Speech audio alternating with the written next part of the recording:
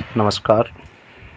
उज्ज्वल study point के YouTube channel पर मैं रामवीर सिंह आपका एक बार फिर से स्वागत करता हूं। आज हम हिंदी क्षितिज भाग 2 से पाठ क्रमांक 2 का अध्ययन करेंगे।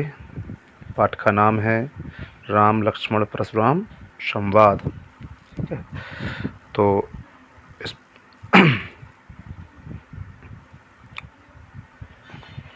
राम लक्ष्मण परशुराम संवाद।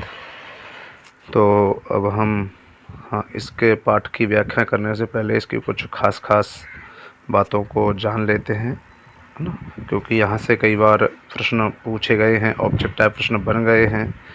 तो एक नज़र इस खास बातों पर देख लेते हैं। तो जैसे तुलसीदास का जन्म कहाँ हुआ, जो है बांदा जिले के राजापुर गांव में। ठीक है, कब हुआ? 1532 ईस्वी में। लेकिन उनके जन्म के संबंध में कई विद्वानों में मतभेद है ना। अलग अलग स्थान बताते हैं। जैसे कुछ विद्वान उनका जन्म सोरों जिला एटा में भी मानते हैं। ठीक है, लेकिन ऐसी दुविधा वाली चीज़ परीक्षा में नहीं पूछी जाती है। तो उनका जन्म विशेष तौर पे याद रखिए 1532। ठीक है, एक बात याद रखना है कि उन्हें मानव मूल्यों का उपासक कभी माना जाता है। ठीक है, कभी कभी राम भी आपको देखने को मिल जाएगा, क्योंकि राम के उपासक हैं ये। तो और इसके बाद हम उनकी खास कुछ और बातों को देख लेते हैं। ठीक है, तो इनकी कुछ रचनाएं हैं, तो जान लेते हैं। तो इनकी रचनाएं हैं कवितावली, गीतावली, दोहावली, कृष्ण गीतावली और विनय पत्रिका। ये उनकी प्रमुख रचनाएं हैं। और इनका जो देहावसान है, उनका देहावसान जो है 1623 ईस्वी में काशी में उनका देहावसान हुआ था। ठीक है, वो काशी में जो है 1623 में स्वर्गवासी हो गए थे। तो इनकी एक बात और ध्यान रखने वाली बात है कि रामचरितमानस की जो उन्होंने रचना की है वो उन्होंने अवधी भाषा में की है। क्योंकि कई बार पूछ लिया जाता है कि रामचरितमानस की भाषा कौन सी है, तो अवधी भाषा है। ठीक है, लेकिन विनय पत्रिका और कवितावली जो है ब्रज भाषा में जो है लिखी हुई है। ठीक है, तो ध्यान रखना, विनय पत्रिका कवितावली की भाषा कौन सी होगी? ब्रज भाषा होगी। जबकि रामचरितमानस की भाषा कौन सी होगी? अवधी भाषा होगी। ठीक है, तो ये तो उनके संबंधित कुछ बातें हैं। इनके संबंधित कुछ और बातें भी हैं, वो भी जान लेते हैं। तो प्रश्न पूछ लिया जाता है, तो इनके गुरु का नाम पूछ लिया जाता है कई बार। ठीक है, गुरु, तो इनका गुरु का नाम था नरहरि दास। नरहरि दास, तो इनके गुरु का नाम है नरहरि दास। तो इनके पिता का नाम भी पूछ लिया जा सकता है। तो इनके पिता का नाम है आत्माराम दुबे। आत्माराम दुबे। ठीक, तो इनके पिता का नाम आत्माराम दुबे है। तो माता का नाम भी पूछा जा सकता है। ठीक है, माता, तो इनकी माता का नाम है हुलसी। ठीक है, और पत्नी का नाम भी पूछा जा सकता है। तो पत्नी का नाम हो जाएगा रत्नावली। ठीक है, तो इनकी पत्नी का नाम है रत्नावली। इनके बचपन का नाम भी पूछा जा सकता है। तो बचपन का नाम है राम बोला। ठीक है, इनके बचपन का नाम है राम बोला। तो ये खास बातें हैं उनसे संबंधित। तो हमने भी खास बातों को जाना। अब हम चलते हैं सीधे व्याख्याओं की ओर। तो देखते हैं इसकी व्याख्या। बदले चलते हैं इसके पदों की ओर।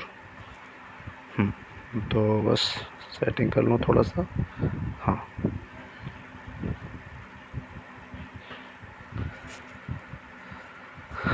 तो इसको करने से पहले जो है, हमें सबसे पहले व्याख्याओं से पहले हमें संदर्भ की आवश्यकता होती है। ठीक है, तो संदर्भ क्या हो जाएगा? प्रस्तुत पद्यांश हमारी पाठ्य पुस्तक क्षितिज भाग 2 के राम लक्ष्मण परशुराम संवाद से लिया गया है। इसके रचयिता जो है तुलसीदास जी हैं। फिर हो जाएगा प्रसंग। तो प्रसंग हो जाएगा, प्रस्तुत पद में कवि तुलसीदास जी ने राम लक्ष्मण परशुराम की संवाद का वर्णन किया है। फिर तीसरे नंबर पर आती है व्याख्या। फिर हम इसकी व्याख्या करते हैं। तो व्याख्या करने से पहले, जैसा कि ये जो है गेय पद हैं, तो इन्हें वैसे तो गाकर ही लयबद्ध तरीके से पढ़ा जाता है, क्योंकि रामचरितमानस है।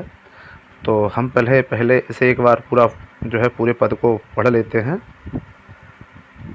फिर हम उसके बाद एक एक करके थोड़ा व्याख्या हम आगे करेंगे। ठीक है, तो पढ़ते हैं हम एक बार इसको। नाथ शंभु धन भंज निहारा, होए क्यों एक दास तुम्हारा। आए सु कहा कहिए के ने मोही, सुनि रिसाई बोले मुनि कोही। सेवक सो जो कर सेवकाई, अरि करिनी करि करिय लराई। सुनहु राम जय शिव धनु तोरा, सुनहु राम जय शिव धनु तोरा। सहस बाहु सम सोर पुमोरा, शोभेले गाही बिहाई समाजा। नत मारे जई हैं सब राजा, सुनि मुनि वचन लखन मूष काने। बोले परसिधरहु ही अब माने, बहु धन ही तोरी लरिकाई। कबहु न असिरि से कीन्हे गोसाई, यही धनु पर ममता के ही हेतु। सुनि रिसाई कहे भृकुल केतु। तो इस तरह से हमने इस पद को लयबद्ध तरीके से पढ़ा। अब हम इसकी व्याख्या करते हैं। तो नाथ शंभु धनुष, शंभु धनुष का मतलब शिव धनुष, शिव धनुष। ठीक है, तो इसका क्या हो जाएगा, शिव धनुष। भंजन हरा का मतलब होता है तोड़ना। ठीक है, भंजन हरा क्या हो जाएगा, तोड़ना। तो जैसे ही जो है धनुष के द्वारा ये, हाँ, राम के द्वारा इस शिव धनुष को जैसे ही तोड़ा जाता है, तो तपस्या में लीन परशुराम जी एकदम से उनकी नेत्र खुलते हैं और सीधा उसी मन की गति से सीधा जनकपुरी में आते हैं। और आते ही कहते हैं कि ये शिव धनुष किसने तोड़ा है, कौन है जिसने इस शिव धनुष को तोड़ा है। तो लक्ष्मण जी हाथ जोड़कर करबद्ध खड़े हो जाते हैं। तो कहते हैं, होई क्यों एक दास तुम्हारा। अरे परशुराम जी महाराज, कोई नहीं, आपका ही कोई एक दास है, उससे ये जो है टूट गया है।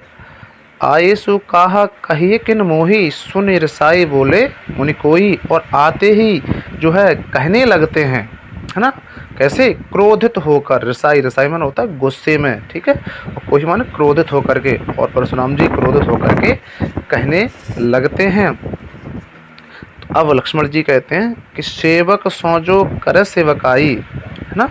तो सेवक तो वो होता है, तो परशुराम जी लक्ष्मण से कहते हैं कि सेवक तो वो होता है कि जो सेवकाई का काम करता है या सेवक का काम करता है। अरे कर नहीं करी करिए लड़ाई, आप लड़ाई करके आप सेवक कैसे हो सकते हो, यानी कि लड़ाई का काम करने के बाद कोई सेवक कैसे हो सकता है ना। तो लड़ाई करके सेवकाई नहीं होती है।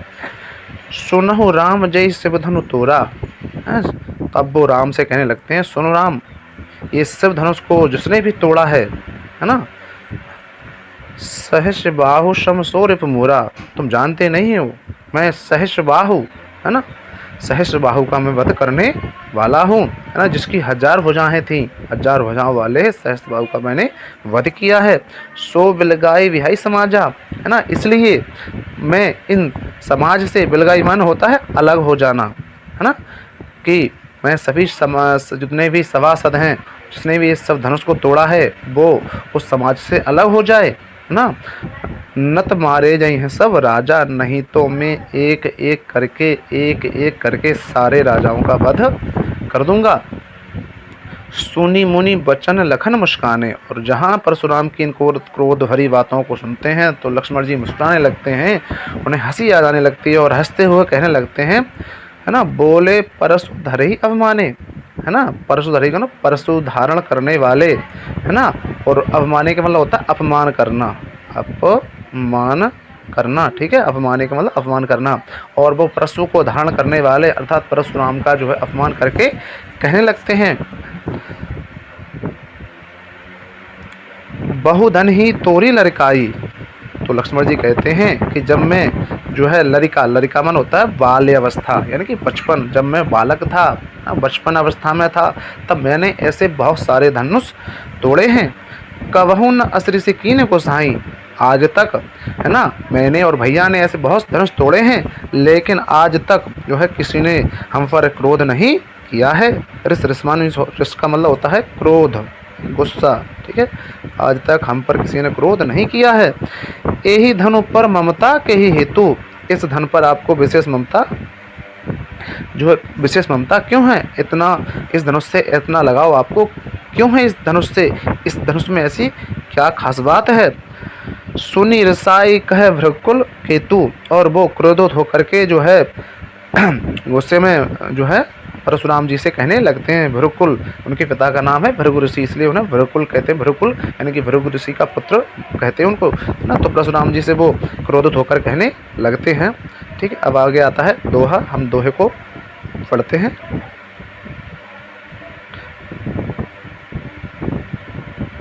तो कहते रे नृप बालक कालवश, बोलत तो ही न संहार, धनु ही समुद्र पुरारि धनु, विदत सकल संसार। अरे नृप, अरे बालक राजकुमार, लगता है तू काल के वशीभूत है, लगता है तू काल के वशीभूत होकर बोल रहा है, लगता तेरा काल तेरा मंडरा रहा है। धनु ही सम त्रिपुरारुधन, तो उन साधारण धनुष की तुलना उस सब धनुष से कर रहा है। तो जानता नहीं है, संसार जानता है कि ये कोई साधारण धनुष नहीं, बल्कि ये शिव धनुष है।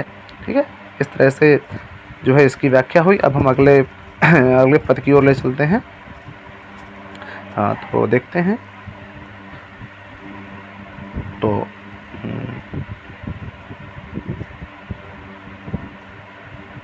उसको हम एक बार पढ़ लेते हैं। ठीक है, तो पढ़ने के बाद हम फिर इसके पूरी की व्याख्या करेंगे। ठीक है।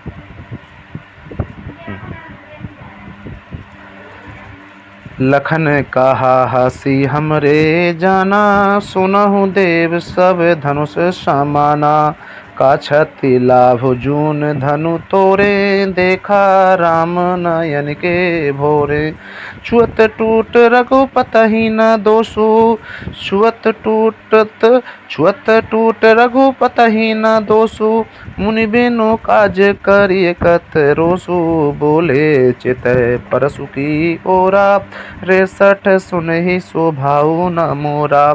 बालक बोले बधो नहीं तोहि, केवल मुनि जड़े जाने ही मोहि।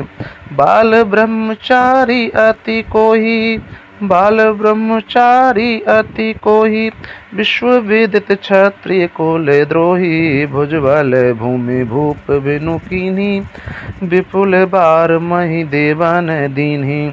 सहस बाहु भुज छेद निहारा, परसु बिलोक मही पे कुमारा। तो इस तरह से हम उसको एक बार पढ़ा, उसकी फिर से एक बार व्याख्या करते हैं। तो लखन कहा हसी हमरे जाना, लखन हंसते हुए कहते हैं, अरे परशुराम जी, हमारे लिए तो क्या स्वधनुष और ये क्या आम धनुष, मेरे लिए तो सब एक समान है। सुनो देव सब धनुष समान है, यानी कि सारे धनुष, आम धनुष और शिव धनुष में मेरे लिए कोई अंतर नहीं है। मेरे लिए शिव धनुष और बाकी जो मैंने तोड़े हैं वो मेरे लिए सब एक समान है। का क्षति लाभ जून धनु तोड़ें, तो लाभ क्षति मीन्स होती है हानि, ठीक है, और लाभ मीन्स होता है लाभ। तो इस धनुष को तोड़ने से हमें क्या लाभ है और क्या हानि है ना। तो इस धनुष को तोड़ने से हमें ना तो कोई लाभ है और ना हानि है। देखा राम नयन के भोरे, अरे भैया ये तो भैया राम इसे देख रहे थे, है ना, केवल देखते ही देखते धोखे से भोरे, भोरे मीन्स होता है धोखे, ठीक है। ये तो भैया राम से धोखे में टूट गया है, इसमें भैया राम का कोई दोष नहीं है। छुअत टूट रघुपति ही ना दोषो, तो लक्ष्मण जी कहते हैं इसमें राम का कोई दोष नहीं है, क्योंकि भैया राम ने तो इसे केवल छुआ है और छूते ही ये टूट गया है। मुनि बिनु काज करिए रोसु, इसलिए लक्ष्मण जी कहते हैं हे मुनि श्रेष्ठ, है ना, जो है परशुराम जी, आप तो बिना मतलब के ही, बिना बात के ही आप इतना क्रोध जो है कर रहे हो। बोले चिते परशु की ओरा, और इतनी बात सुनते हैं लक्ष्मण की तो परशुराम को क्रोध आ जाता है ना। वो कहने लगते हैं अपने फरस मीन्स होता है फरसा, क्योंकि उनका जो प्रमुख अस्त्र था फरसा, है ना, अपने फरसे की ओर, चित मान होता है देखना, अपने फरसे की ओर देखकर जो है कहने लगते हैं। 62, अरे मूर्ख, तू मेरा लगता है स्वभाव, है ना, स्वभाव माना होता है नेचर, है ना, बिहेवियर, हाँ, तो लगता है तू मेरे स्वभाव, मेरे व्यवहार को नहीं जानता, मैं अत्यंत क्रोधी हूँ। बालक बोली बधो नहीं तो ही, मैं तुझे बालक समझ करके मैं तेरा वध नहीं कर रहा था, है ना, बालक समझ करके मैं तेरा वध नहीं कर रहा था, क्योंकि मैं बालकों का वध नहीं करता हूँ। केवल मुनि जड़ जान ही मोही, इसलिए तू मुझे एक साधारण ऋषि, है ना, साधारण तपस्वी समझ रहा था, लेकिन मैं साधारण तपस्वी नहीं हूँ। बाल ब्रह्मचारी थी को ही, मैं बाल ब्रह्मचारी हूँ, मैंने बचपन से ही ब्रह्मचर्य का पालन किया है। विश्व विदित क्षत्रिय कुलद्रोही, और मैं इस संसार को जो है कई बार क्षत्रिय विहीन कर चुका हूँ, है ना, इस धरती से क्षत्रियों का नाश कर चुका हूँ। भुजबल भूमि भूप बिनु कीनी, भुजबल का मतलब होता है भुजाओं के बल से, यानी कि अपनी भुजाओं की ताकत से, भूमि माना धरती, भूप मीन्स होता है राजा, है ना, इस धरती को जो है मैं कई बार जो है राजा विहीन यानी कि क्षत्रिय विहीन कर चुका हूँ। विपुल बार मही देवन दीनी, विपुल मान होता है कई बार, ठीक है, कई बार, और महिदेवन, महिदेवन का मतलब होता है ब्राह्मण, ठीक है, ब्राह्मण, और मैं इस धरती को क्षत्रिय विहीन करके मैं कई बार ब्राह्मणों को दान कर चुका हूँ। भुजबल भूमि सहस्र बाहु भुज छेद निहारा, और मैं जो है सहस्र बाहु का वध करने वाला हूँ। परशु बिलोक महीप कुमारा, ठीक है, और वो अपने फरसे की ओर देख करके जो है लक्ष्मण जी से ऐसी बातें करते हैं, इस तरह से, ठीक है। अब आगे हम इस दोहे को भी पढ़ लेते हैं। मातु पितहि जनि सोच बस, करसी महिषि किशोर, गर्भन के अर्भक दलन, परसु मोर अति घोर। सोच बस का मतलब होता है चिंता में डालना, चिंता में डालना।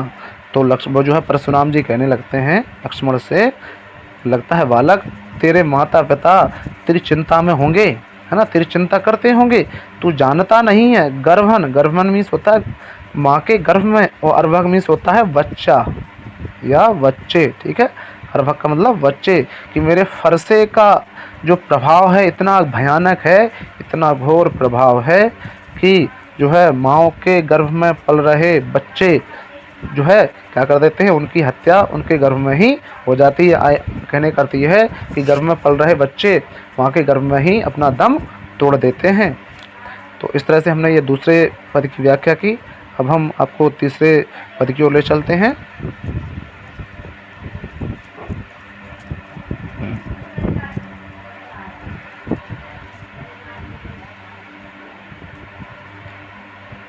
तो अब हम तीसरे पद को देखते हैं, ठीक है, एक बार इसको हम पूरा पढ़ लेते हैं और उसके बाद हम इसकी व्याख्या करेंगे।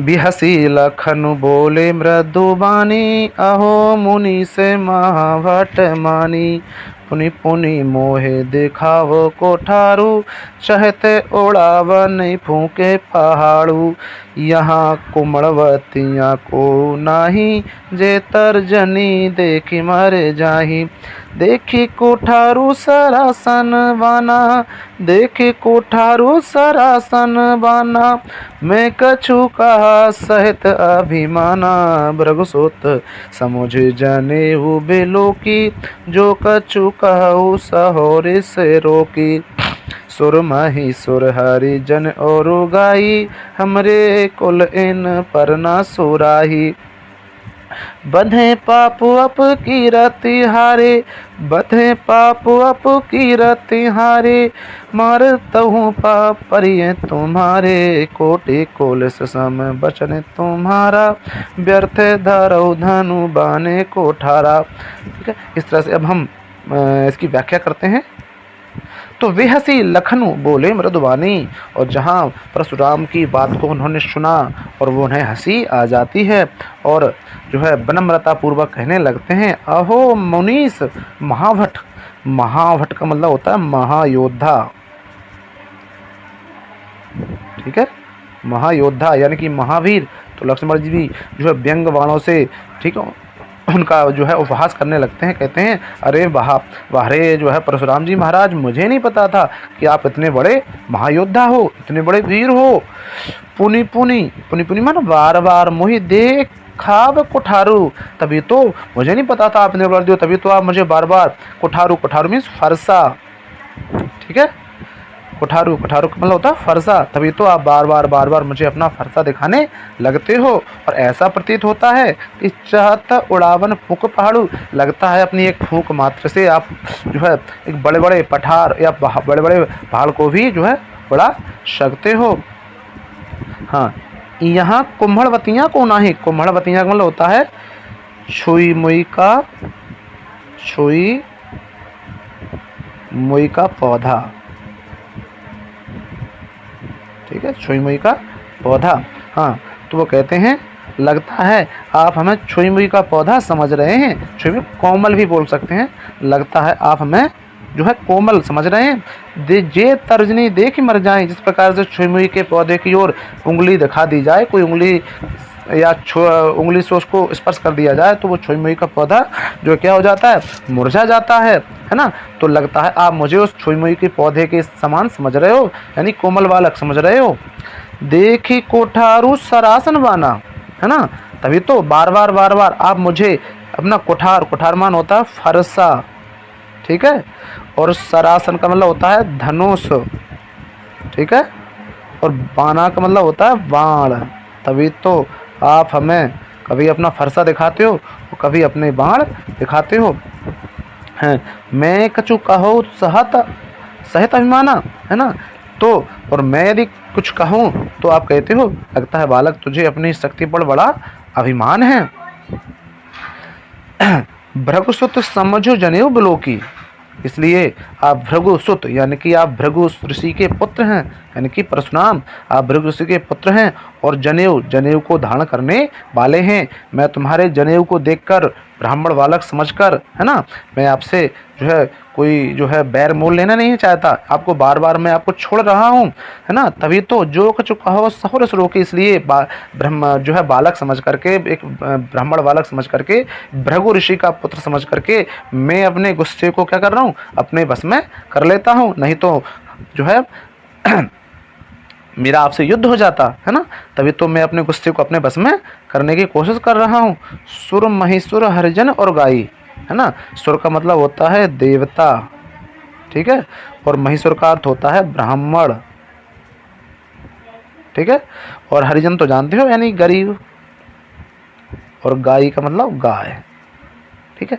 तो लक्ष्मण जी कहते हैं कि हमारे रघुकुल में देवता, ब्राह्मण, गरीब और गाय पर जो है क्या नहीं उठाते, अस्त्र नहीं चलाते, है ना, उनका वध नहीं करते। हमारे कुल इन पर ना सुराही, सुराही का मतलब होता है अस्त्र चलाना, ठीक है, उन पर वार करना। हमारे कुल में ब्राह्मण, देवता, गाय और गरीब पर जो है प्रहार नहीं किया जाता, उसके ऊपर अस्त्र नहीं चलाया जाता। बधें पाप कीरत हारे, है ना, इनका वध करने से जो है क्या होता है, कुल का अपयश होता है, यानी कि हमारा जो रघुकुल है, हमारा जो सूर्यवंश है, हमारा सूर्यवंश या रघुकुल की जो शान है, जो उनकी जो कीर्ति है चारों दिशाओं में जो फैली है, वो अब जो है कीर्ति किस्म हो जाएगी, अब कीर्ति में बदल जाएगी, यानी कि अपयश जो यश जो है अपयश में बदल जाएगा। इसलिए मैं ब्राह्मण समझ करके मैं आपका वध नहीं कर रहा हूँ। मारता हूँ पाप प्रिय तुम्हारे, इसलिए यदि मुझसे कोई गलती हो गई है तो मैं तुम्हारे पैर पड़ता हूँ, मैं आपसे क्षमा मांगता हूँ। कोटि कलुष सम वचन तुम्हारा, अरे जो है परशुराम जी महाराज, आपके जो जो जो जो वचन है ना, आपकी जो वाणी है वो करोड़ों वज्रों के समान है ना, आपकी जो कठोर वाणी है वो वज्र के समान कठोर है। व्यर्थ धरऊ धनुवान कुठारा, और ये जो आपने जो जो धनुष, बाण और जो फरसा धारण किया है, इसकी कोई आवश्यकता थी ही नहीं, इसकी कोई आवश्यकता थी नहीं, क्योंकि आपकी जो वाणी है वो करोड़ों वज्रों के समान है, इसलिए धनुष बाण की आवश्यकता थी ही नहीं। फिर हम दोहे को पढ़ लेते हैं थोड़ा।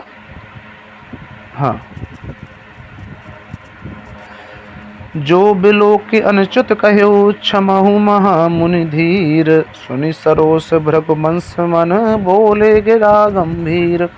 इस तरह से जो है तो लक्ष्मण जी कहने लगते हैं जो विलो की अनुचित कहूँ, इसलिए हे परशुराम जी, हे ब्राह्मण बालक, यदि मैंने आपसे कुछ जो है अभद्र व्यवहार कर दिया है या मैंने आपसे कुछ अनर्गल कहवे दिया है तो आप मुझे कृपया क्षमा कर दें, मैं आपसे क्षमा चाहता हूँ। बस लक्ष्मण की बात सुन करके जो है परशुराम जी, है ना, भृगुवंश मुनि यानी कि परशुराम जी जो है गंभीर होकर के कहने लगते हैं, वो अपनी वाणी को गंभीर कर लेते हैं, शांत, कुछ समय के लिए वो शांत हो जाते हैं। तो इस तरह से हमने 3 जो है पदों की आज हमने व्याख्या की। तो क्योंकि अब हम आगे के जो पदों की व्याख्या है हम अगले वीडियो में करेंगे, हम अगला वीडियो जल्दी बनाएंगे, क्योंकि नहीं तो जो है वीडियो काफ़ी बड़ा हो जाएगा। तो अगर जो है वीडियो अच्छा लगा है तो आप वीडियो को लाइक करें, अपने मित्रों में सब्सक्राइब करें, शेयर करें, और इस वीडियो को ज़्यादा से ज़्यादा आप देखेंगे और ज़्यादा से ज़्यादा आपको समझ में आएगी। तो बस यहीं पर हम इस वीडियो को समाप्त करते हैं। तो जय हिंद, जय भारत।